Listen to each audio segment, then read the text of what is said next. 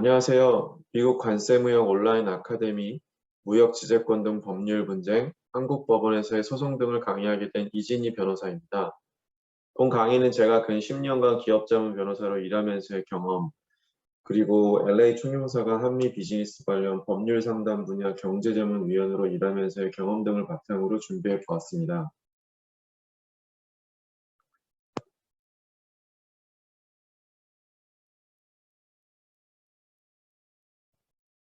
네, 본 강의는 보시는 바와 같은 순서로 진행이 되겠습니다.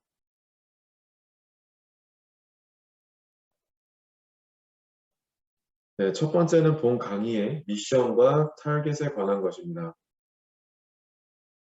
제가 맡은 강의는 무역거래 분쟁에 관한 것인데, 구체적인 미션은 여러분들이 본 강의를 통해 무역거래 분쟁을 방지하고 또 대응하는 데 도움이 되는 기본을 알게 되시는 것입니다. 사실 모든 분쟁은 대응하는 것보다 방지하는 것이 중요한데요. 제가 약 10년간 기업자문 변호사로 활동하면서 매번 고객분들께 강조하는 것이기도 합니다. 왜냐하면 분쟁에 대응할 때보다 더 적은 시간과 비용으로 분쟁을 방지할 수 있기 때문이기도 하고, 무엇보다도 분쟁이 발생하면 그 자체로 비즈니스에 악영향을 미쳐서 분쟁 자체의 손해뿐만 아니라 현재 비즈니스에 대해서도 손해가 발생할 수 있기 때문입니다. 그래서 분쟁을 방지하는 가장 좋은 방법이 무엇이냐? 많은 고객분들이 질문하시는 내용이기도 한데요. 제가 자신 있게 얘기 드릴 수 있는 것은 계약을, 좀 더 구체적으로 얘기하면 계약서를 잘 체결하시는 것이 분쟁을 방지하는 최고의 방법이라는 겁니다. 왜냐하면 계약서가 없는 상태에서 또는 계약서를 체결하긴 했지만 제대로 체결하지 않았을 때 가장 분쟁이 발생할 확률이 높기 때문입니다. 그래서 본 강의에서 첫 번째로 무역 거래와 관련된 계약의 전반에 대해 강의를 할 예정입니다. 한편 분쟁이 생겨 상담을 하러 오시는 고객분들 중에는 자책하시는 분들이 계시는데요. 제가 자주 드리는 말씀은 모든 분쟁을 방지할 수는 없다는 겁니다. 인간이기 때문에 모든 상황을 100% 예상하기가 어렵고, 또 비즈니스라는 것이 일정 부분 신뢰라는 것을 기반으로 할 수밖에 없다 보니까 모든 상황을 계약서에 반영하기가 현실적으로 어렵기 때문입니다. 그래서 분쟁을 잘 대응하시는 것이 중요하기 때문에 오늘 강의 후반부는 분쟁의 시작과 대응, 그리고 마무리와 관련하여 여러분들이 알아두시면 도움이 될 만한 내용을 강의할 예정입니다.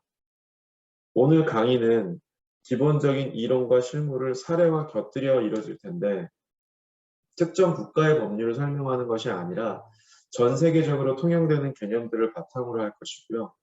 무역 분쟁이 생겼을 때 한국 법원에 소송을 하거나 아니면 중거법이 한국법이 되었을 때 그런 경우를 상정해서 그와 관련된 한국법, 한국 대법원 판례, 또 법원의 판례, 실무 이런 것들이 포함될 예정입니다. 그 밖에 미국 법, 미국 소송, 관련 실무 등은 간단히 소개하는 정도가 될 것 같습니다. 자, 그럼 본격적인 내용으로 들어가겠습니다. 이번 강의는 본 계약 체결 전에 논의되고 체결될 수 있는 NDA와 MOU에 대한 것입니다. 자, 화면에 보이는 것은 NDA, 즉 Non-Disclosure Agreement의 샘플인데요. 수강생 분들 중에 이미 이런 계약서를 보신 분도 계실 것 같습니다. 다음은 국문으로 된 NDA, 비밀유지 계약서인데요. 마찬가지로 비밀유지 계약서를 이미 보신 수강생분들도 계실 것 같습니다. 자, 이런 NDA, 비밀유지 계약서와 관련해서 그 필요성에 대한 얘기를 먼저 해야 할 것 같은데요. 사실 실제로 저희 고객이 저에게 그런 문의를 하신 적도 있고, 또 이 강의를 보시는 분들 중에는 나는 십수년간 무역거래하면서 이런 NDA를 체결하고 거래한 적 없는데 라는 분들도 계실 것 같습니다. 이런 NDA가 필요한 시기는 바로 무역거래의 본격적인 논의가 시작되는 시기입니다. 현실적으로 NDA를 체결하고 나서 무역거래에 대한 이야기를 나누는 경우가 많지 않은 것도 사실입니다. 보통은 오프 더 레코드라고 말하고 그냥 이런 사업에 관한 얘기를 하거나 암묵적으로 얘기하지 않기로 하고 논의를 하는 편이죠. 또 한편 NDA를 체결하기는 하는데 특별히 내용을 검토하지는 않고 그냥 의뢰하는 것이라고 생각하고 서명하시는 경우도 많은 것으로 알고 있습니다. 하지만 다음 두 개의 사례를 들어보시면 NDA가 필요한 경우가 있겠고 또 체결을 할 때는 제대로 검토하고 체결을 해야겠구나 라는 생각이 드실 수도 있을 것 같습니다. 첫 번째 케이스는 NDA를 체결하지 않고 사업 얘기를 했다가 낭패를 본 케이스입니다. 아주 간단히 설명을 드리면 NDA 없이 가격 조건 등을 얘기했는데 상대방이 그 가격 정보를 다른 업체에 가서 공개를 한 것이죠. 그리고 그 얘기를 들은 그 다른 업체가 약간 더 좋은 조건을 제시해서 결국 상대방이 다른 업체와 계약을 해버리고 저희 고객은 어떻게 보면 좀 붕 떠버린 상황이 발생한 것입니다. 물론 NDA가 있었다고 해서 꼭 이런 일이 발생하지 않는다고 장담할 수는 없지만 그래도 NDA가 있었다면 가격 정보의 공개를 막을 수 있었거나 아니면 공개가 이뤄진 것에 대한 책임을 상대방에게 확실히 물을 수 있었을 것 같습니다. 구체적인 결말까지 여기서 여러분께 자세히 설명드릴 수는 없지만 여러 가지로 NDA를 체결했었으면 저희 고객의 이익이 많이 보호될 수 있었던 그런 케이스였습니다.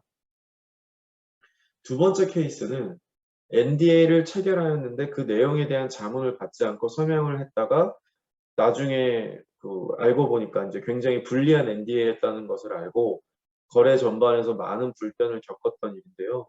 그 NDA에 보면 이하에서도 제가 설명을 드리겠지만 이런 임직원이나 계열사 등에게 공개를 할 수는 있는데 그런 경우에는 모두 별도로 동의서를 받아와야 한다는 내용이 있었습니다.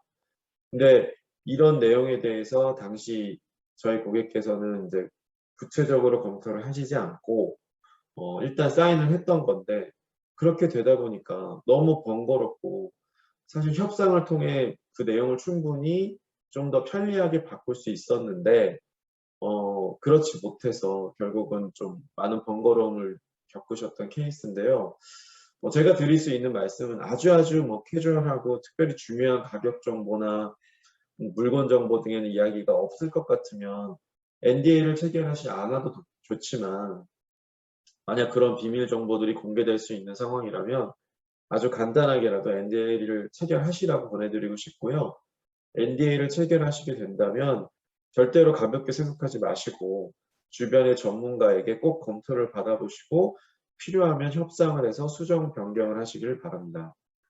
자, 세부적인 NDA 내용으로 들어가서 사실 NDA의 이런 형식은 앞서 보신 바와 같이 별도의 계약서를 체결하기도 하고요.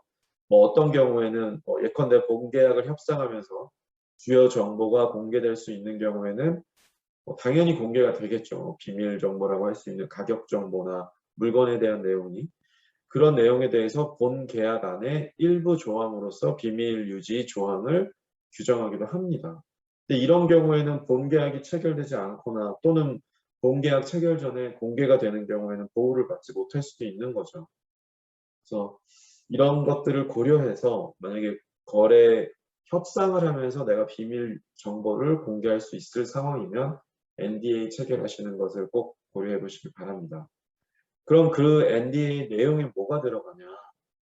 당연히 이제 비밀 정보의 범위 그리고 금지하는 것, 당연히 공개는 금지가 될 텐데 특히 금지 행위의 내용을 공개뿐만이 아니라 타 목적으로 사용하는 것까지 제한하는 것을 고려해 보시기 바랍니다. 예컨대 아까 말씀드린 사례에서 가격 정보를 제공하는 목적이 무엇이었을까요? 거래를 위해서 우리가 물건을 이렇게 파는데 가격 정보가 이런 정보다. 바로 정보를 제공하는 분과 그 정보를 수령하는 자랑 거래를 하기 위함이겠죠. 따라서 NDA를 체결할 때 그런 가격 정보나 물건 정보에 대해서 타 목적으로 사용하지 못하도록 정한다면 그 가격 정보를 제3자와 거래하기 위해 공개하는 것뿐만 아니라 사실 사용하는 것도 금지될 수 있는 겁니다. 그렇게 된다면 가격 정보를 제3자에 공개하지 않고 예를 들어서 이걸 놓고 비교하는 데 사용한다 라면 그 자체로 금지 범위에 포섭될 여지가 있는 것이죠. 물론 너무나 그 공개를 하는 것 자체가 마치 익스클루시비티를 제공하는 것처럼 배타적으로 너는 나랑만 거래를 해야 된다 이런 정도에 들어가지 않도록 이제 워딩을 수정을 하겠지만 어쨌든 좀 더 정보, 비밀 정보를 제공하는 분을 적극적으로 보호하는 방법이라고 보시면 될 것 같습니다. 한편 이런 이 비밀 정보를 유지해야 하는 그런 의무의 주체에 대해서도 어떤 경우에 대해서는 뭐 정보를 수령하는 자만 그렇게 해야 된다라고 뭐 상대방에 대해서만 의무를 부여하고 책임을 묻게 하는 경우가 있는데 이런 경우에는 사실 그 일방이 자기만 부담하는 것이 이제 자기만 의무를 부담하는 것이 부담스럽기 때문에 아예 NDA를 체결하지 않으려는 경우도 실제로 실무에 많습니다. 그리고 또 다른 관점에서 정보라는 것이 오고 가는 것이기 때문에 쌍방이 의무를 부담으로 정하는 것이 좀 더 합리적이고 이런 NDA를 체결하는 것을 좀 더 자연스럽게 만드는 그런 장치가 될 수 있습니다.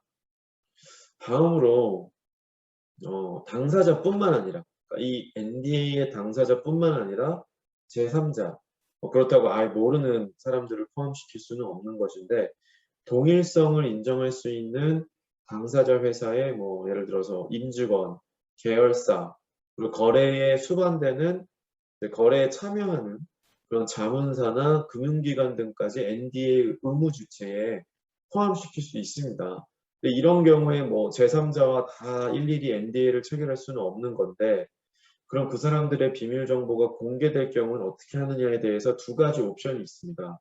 하나는 아까 사례에서도 말씀드렸지만 별도의 동의서를 진구하는 것이죠. 그때마다 이 비밀 유지 의무를 부담한다는 걸 받아오는 것이고 또 하나는 그 제3자에게 비밀 정보가 공개됐을 때 그 제3자가 비밀 정보를 유지하는 것에 대한 의무와 그에 따른 책임의 부담을 당사자한테 주는 것이죠. 근데 이제 어떻게 보면 이제 당사자의 책임 범위를 넓히는 방법인데 제 경험상 별도 동의서를 진구하는 경우도 있긴 있었습니다. 그렇지만 그런 방법들이 아까도 사례에서 말씀드린 것처럼 현실적으로 어려운 부분이 많기 때문에 특별히 그 정도까지 해야 되는 경우가 아니면은 당사자의 책임 범위만을 넓히는 방법이 합리적이지 않을까 싶습니다. 네, 다음 NDA의 주요 내용은 불가피한 공개의 경우에 관한 것입니다. 방금 전에 제3자에게 비밀 정보가 공개될 수 있는 경우에 대한 것은 그 관계상 공개가 어느 정도 예정이 된 상황에 관한 것이라면 이번 조항은 예정되지 않은 불가피한 상황이지만 공개하지가 않을 수 없는 상황에 관한 것입니다. 여기서 궁금한 것은 어차피 공개를 하는 것인데 왜 이런 조항을 넣느냐. 간단히 얘기 드리면은 그런 예외 상황조차도 최대한 명확하게 해서 분쟁의 씨앗을 없애려는 그런 목적인데요. 그래서 그런 구체적인 상황들, 법원이나 정부 규제, 법원 명령이나 정부 규제와 같은 경우뿐만 아니라 공개를 하더라도 그 전후로 통지를 해서 알리자 상대방에게. 그리고 공개를 하더라도 어느 정도까지만 어떤 방법으로만 하자. 최소한만 공개를 하자. 이런 것들을 미리 정해놓는 것입니다. 그 밖에 NDA는 존속 여부 및 기간에 관한 것도 포함이 되는데요. 바로 계약이 종료된 이후에도 그 비밀 정보에 대한 비밀 유지 의무는 어느 정도 유지가 된다는 내용입니다.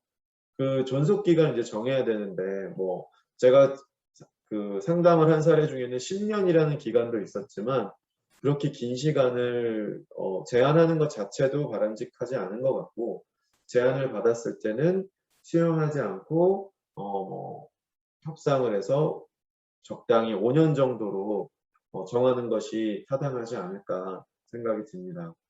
마지막으로 NDA의 주요 내용으로서 이제 위반 시 조치, 손해배상에 관한 내용이 있는데요. 기본적으로 의무 이행을 강제하기 위한 목적인데 그 밖에도 이 비밀 유지 의무를 위반했을 때의 그 손해를 산정하고 또 입증하는 것이 어려운 것도 있습니다. 그래서 그 손해배상액을 미리 예정하여 규정하는 것이 실무인데 제가 국가기관과의 국제거래 전반을 자문한 적이 있는데 그때 NDA를 이제 초반에 체결하는데 그 손해배상액이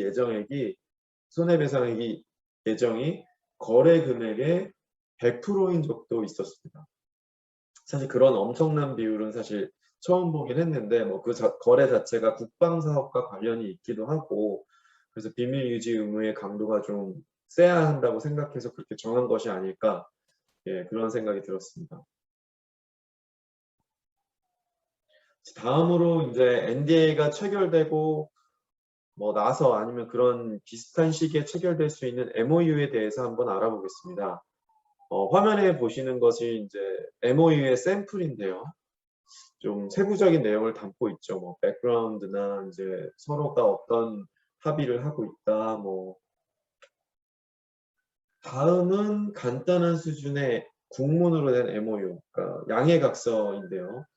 앞서 본 영문 MOU보다는 좀 상당히 간단한 편이죠. 그럼 먼저 이런 MOU를 체결하는 목적에 대해서 간단히 설명을 드리겠습니다. 뭐 거래 태핑부터 이제 본 계약을 체결하는 기간이 짧은 경우에는 특별히 MOU를 체결하지 않는 것이 보통인 것 같고요. 그런데 협상 기간이 좀 걸리거나 뭐 쟁점이 많은 경우에는 중간에 당사자들이 한번 정리를 하는 것이 필요한 경우가 있습니다. 그와 같이 당사자들이 이제 same 페이지에 있다는 것을 확인하는 차원에서 MOU를 체결하는 경우가 많고요. 또 하나는 이제 배타적 협상권을 확보하기 위해서 MOU를 체결하는 경우가 있습니다. 무슨 말이냐면 여러 당사자들이 동시에 협상을 하고 있거나 그런 여러 당사자들과의 협상이 예정되고 있는 상황에서는 조금이라도 컨센서스를 갖게 된 당사자들 간에 MOU를 체결하고 좀 더 디테일하고 중요한 협상 아젠다로 들어가기 위해서 배타적 협상권을 가지는 거죠. 이때 조심해야 되는 것은 그렇다고 해서 MOU가 본계약의 체결을 보장하는 것도 아니고 또 협상 과정에서 어그러질 수도 있기 때문에 그런 익스클루시비티를 뭐 지나치게 절대적인 것으로 규정하게 되면은 양 당사자들 모두 분쟁의 발생 가능성이 높아질 수 있다는 점입니다. 그래서 좀 테러를 확보해 놓는 그런 워딩이 필요하고요. 앞서 말씀드린 것처럼 MOU는 본계약 이전에 체결되는 것이기 때문에 사실 그 위치가 좀 애매합니다. 그래서 어떤 고객분들 중에는 MOU는 그냥 형식적으로 그 악수하는 거 사진 찍으려고 만드는 거 아니냐라고 하는 분들도 계시고 사실 저도 처음에는 별거 아닌 것으로 생각했었습니다. 그런데 여러 경험을 통해서 그렇게 간단한 것이 아닐 수도 있구나. 심지어는 MOU를만 이제 협상하고 체결하는 것까지 1년이 걸린 그런 국제 무역 거래는 아니지만 그런 M&A 케이스를 한 적도 있었고요. 근데 이 MOU가 왜 별거 아닌 것이 될 수도 있냐면 바로 법적 구속력이 있을 수 있기 때문입니다. 법적 구속력이라는 것은 이제 당사자들이 법적 의무를 부담하고 이게 나중에 분쟁이 됐을 때 소송 등을 통해 청구하고 집행할 수 있다는 그런 의미인데요. 이제 앞서 말씀드린 것처럼 MOU는 이제 어느 정도 위치상 그리고 당사자들 간의 어떤 그 자세가 뭐 완전 본계약을 체결하는 것은 아니기 때문에 기본적으로 우리가 법적 구속력을 가지지 않는다는 내용을 포함하기도 해요. 하지만 명시적으로 이런 부분, 이런 부분, 이런 부분은 우리가 법적 구속력을 갖기로 한다라고 구체적으로 정하는 경우도 있습니다. 문제는 그런 조항이 없는, 아예 그런 조항이 없는 경우도 있어요. 그래서 이런 경우에는 이게 전반적으로 다 이게 효력이 있느냐, 법적 구속력이 있느냐, 이런 다툼이 있을 수 있는데, 기본적으로는 계약이기 때문에 그것도 타이틀이 MOU라고 해서 법적 구속력이 없는 건 아니고요. 기본적으로는 법적 구속력이 있습니다. 근데 이게 전후사정, 기타 다른 계약서 안의 문구들을 고려할 때 법적 구속력을 가지지 않기로 합의한 것으로 볼 수 있는 예외적인 경우를 판단할 수도 있는 거죠. 실제로 여기 나와 있는 서울중앙지방법원의 입장에서도 이런 취지 하에 어떤 법적 구속력에 대한 이제 해석을 할 수 있다라고 판시한 바가 있습니다. 그래서 실무에서도 굉장히 이런 점들을 조심하면서 MOU 문구를 만들고 있습니다. 그래서 이제 그럼 만약에 법적 구속력이 없는 MOU의 내용을 왜 MOU에 넣는 것이냐, 그럼 무시해도 되는 것이냐라고 반문하시는 분들도 계세요. 근데 제가 실무를 해보다 보니까 결론부터 말씀을 드리면 무시할 수가 없다는 겁니다. 소위 사실상의 구속을 받는다고 생각을 해요.